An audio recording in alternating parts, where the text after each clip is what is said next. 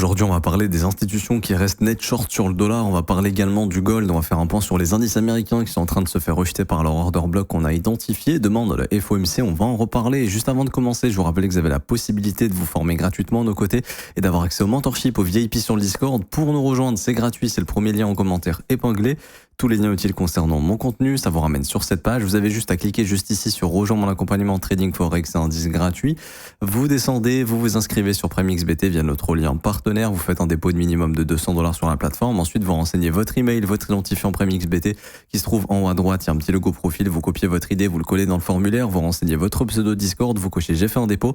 Obtenir mon accès dans un délai de 24 heures. Le mentorship vous sera envoyé par mail et votre accès VIP sera confirmé.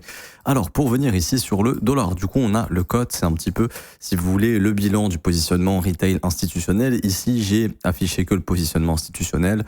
Si jamais on le voulait, on peut mettre le positionnement retail, mais ça m'intéresse pas ici. Et du coup, on peut voir qu'on est toujours net short pour l'instant sur le dollar, c'est-à-dire que pour le moment, ça ne croit pas en ce rebond sur le dollar index. Alors pourquoi ça n'y croit pas ? Parce que tout simplement, le prochain chairman de la Fed, qui sera un pro-Trump, littéralement, qui va aller dans la direction de Trump probablement, va prioriser la croissance à l'inflation, donc ça pourrait indiquer plus de baisse de taux en 2026 et donc potentiellement affaiblir le dollar, sans forcément, de mon point de vue, encore une fois, je l'explique, envoyer le dollar très très bas pour les prochaines années. Je pense que le dollar a plus de probabilité de maintenir son fair value gap annuel que de le rompre, mais du coup ça pourrait indiquer qu'on pourrait en fait tout simplement faire de nombreux tours dans ce fair value gap éventuellement. Si jamais le breaker se forme ici, on pourrait revenir sous le plus bas de 2025 et peut-être commencer à rentrer dans une dynamique comme celle-ci pour travailler le fair value gap annuel longtemps avant potentiellement de marquer un bottom. Je pense toujours que le dollar continuera de se renforcer face à l'euro au cours des prochaines années et je pense toujours qu'on viendra récupérer ces sommets au cours des prochaines années tant que le fair value gap annuel est maintenu. Mais pour le moment, côté institution, ça ne croit pas en ce rebond. En tout cas, c'est ce qu'indique ici le code. Ça veut pas dire que ça va plus rebondir, mais ça peut être une indication intéressante de se dire que ici, théoriquement, ça pourrait partir en breaker éventuellement. C'est pas encore le cas. Quel impact, bien évidemment? Un dollar qui chute, c'est positif pour les assets à risque. Encore une fois, le Russell me donne plus un biais haussier, c'est-à-dire direction ATH au cours des prochaines semaines. Quand je parle de l'ATH, je parle du sommet de 2021. C'est ce que me dit le prix dans toutes les unités de temps. Encore une fois, c'est pas parce que le prix nous indique ça qu'on va nécessairement y aller. On pourrait très bien se retourner ici. Mais j'ai plus l'impression, quand je vois cette lecture du prix, la prise des plus bas annuels, etc., qu'on se dirigera vers le sommet de 2021. Et donc, pour moi, ça maintient un biais bullish sur les indices. Maintenant, pour venir sur les indices, on est littéralement sous résistance. Un order block, c'est une résistance. On voit que le prix est venu récupérer les stops et depuis, on se fait rejeter un petit peu. On est venu récupérer le plus bas de vendredi. Hier lundi, on en avait parlé. Prendre du plus bas daily éventuellement. On est venu récupérer ce lot. Il y a un order block pour moi qui s'est formé ici. Un beau rebond. Donc ça va être une zone à défendre éventuellement. Après, il y a le FOMC. Il y a tous ces lots ici qui se sont accumulés. On pourrait très bien stresser plus, mais je pense dans tous les cas que les stress baissiers nous ramèneront plus haut. Donc pour moi, il y a un bon POA qui a été atteint. Peut-être que le job est déjà fait, théoriquement, depuis cette livraison de previous daily low, pour essayer d'aller plus haut. En tout cas, c'est une zone à défendre de mon point de vue pour continuer de push éventuellement. Maintenant, ça reste risqué ici de longue sous résistance. Je parle plus en swing, en intra, on fait un petit peu ce qu'on veut. Mais swing long ici, le Nasdaq, alors qu'on est à l'approche quand même d'un OB daily, c'est un peu compliqué. Maintenant, voilà, la prise de ce lot pourrait suffire pour essayer de push un petit peu plus haut. S'engager en swing avant le FOMC, c'est pas forcément la meilleure des choses. Mais pour le moment, il n'y a pas de signe de retournement. Ok, certes, on est sur une zone dangereuse, mais est-ce que le prix s'est retourné pour l'instant? Non. Est-ce que ça va se retourner? Peut-être, mais en tout cas, pour le moment, c'est pas encore le cas. Et de mon point de vue, il y a plus de chances de se diriger vers la TH. Donc, je priorise toujours un biais haussier. Je n'exclus pas, bien évidemment, peut-être un stress move sous le plus bas de la semaine passée, puisque le Japon va probablement augmenter ses taux d'intérêt. C'est pricé à plus de 80%, il y a plus de 80% de probabilité sur de nombreux sites de probabilité, justement, de baisse des taux, de hausse des taux. Donc, ça sera peut-être le prochain stress move après le FOMC, éventuellement. Voilà. À ne pas exclure la prise de ce plus bas weekly, mais je ne pense pas qu'on reviendra sous ce lot tout de suite. Si on y revient, c'est pas bon du tout. Ça voudrait vraiment dire que le prix, malgré une prise de liquidité importante, n'a pas réussi à faire un nouveau sommet. Et ça, pour moi, ça traduirait ici un nettoyage plus important des indices.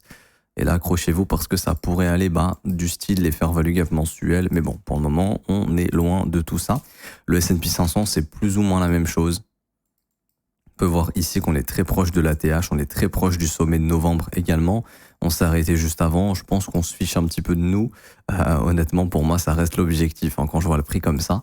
Donc je m'attends toujours à ce qu'on aille plus haut. Pareil, on voit que le S&P est venu prendre le plus bas de vendredi, le plus bas de jeudi, donc une belle prise de stop avant le FOMC. On pourrait essayer d'aller livrer maintenant le sommet de novembre éventuellement. La réaction du prix est pas trop mauvaise en soi, on a la même. Ici, pour moi, un OBX s'est formé. Donc plutôt intéressant, à mon avis, ça va travailler cette zone et tant qu'elle ne casse pas, pour moi, on peut aller plus haut, chercher le sommet de novembre que je vais mettre sur tous mes graphiques juste ici. Ça me semble être l'objectif de livraison pour cette semaine avec le FOMC. Maintenant, voilà, à ne pas exclure peut-être une prise du plus bas de la semaine passée. Ça couvre encore un léger fair value gap. Voilà, on pourrait juste venir récupérer les stops ici afin d'aller plus haut. Mais je maintiens mon biais qui est un biais bullish pour le moment, pour aller livrer depuis la prise des plus bas d'octobre, aller livrer simplement le sommet d'octobre et de novembre. Et concernant le gold, alors non, je veux parler du dollar quand même un peu plus techniquement ici. Donc toujours pas de signe pour moi de bottom ici.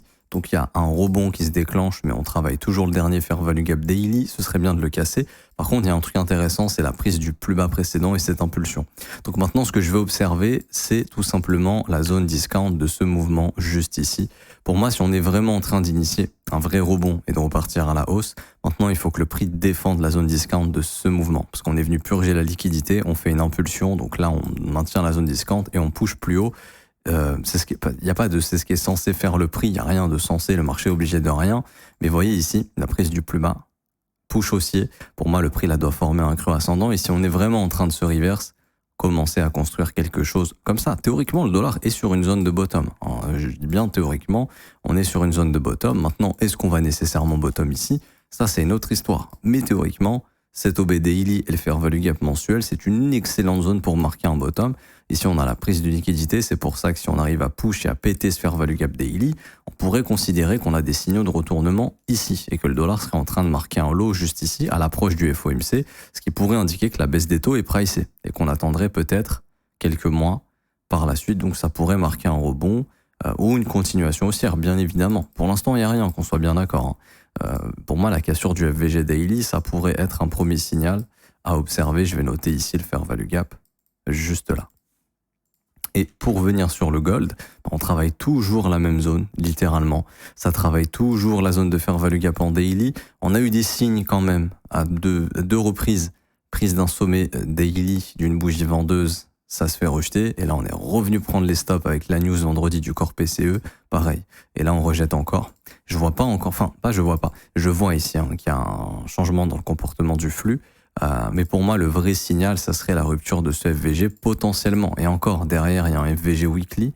Mais vraiment, voilà, si vraiment le FVG weekly tient pas, pour moi, il y aurait très probablement le rejet du gold sur son OB et on pourrait revenir visiter les lows, voire carrément venir récupérer le plus bas de novembre, pourquoi pas. Bon, il est assez bas, mais peut-être cette sell side de 4036 points. Donc, ce que j'observe, le plus bas de la semaine passée, j'en avais parlé de ce scénario, venir récupérer le plus bas de la semaine passée sans casser le FVG. Donc on fait une mèche, on clôture à l'intérieur et ensuite on en va plus haut. C'est un scénario tout à fait possible. Si le prix commence à s'installer sous le previous weekly low, honnêtement là ça sent plus continuation baissière et retracement du mouvement précédent. Alors la dynamique serait toujours haussière ici, il n'y a pas de problème. On pourrait très bien former un creux ascendant, mais voilà, de mon point de vue ça commencerait à sentir la distribution ici. Donc on pourrait très bien faire ça, commencer à créer une énorme trendline, récupérer les sommets et puis ensuite potentiellement marquer un reversal. Je dis bien potentiellement.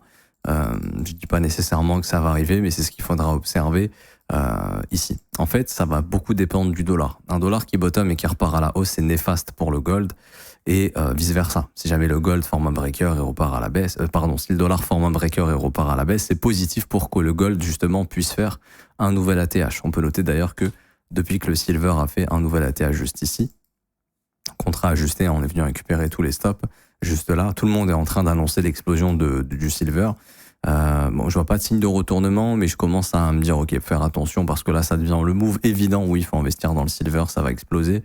Mais je veux dire, le signal, a déjà été donné depuis longtemps avec ici ce gros displacement, ce breaker, ce retag, etc.